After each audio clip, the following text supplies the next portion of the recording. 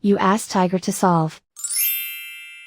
This deals with linear equations with one unknown. The final result is x equals 24/29. Let's solve it step by step. Group all x terms on the left side of the equation. Subtract 20x from both sides. Group like terms. Simplify the arithmetic. Group like terms. Simplify the arithmetic.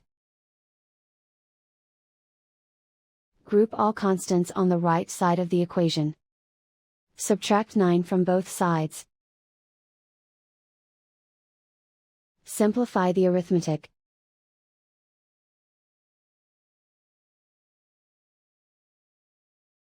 Isolate the x.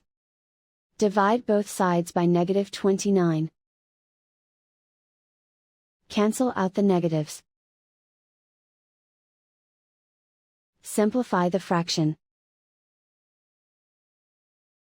Cancel out the negatives.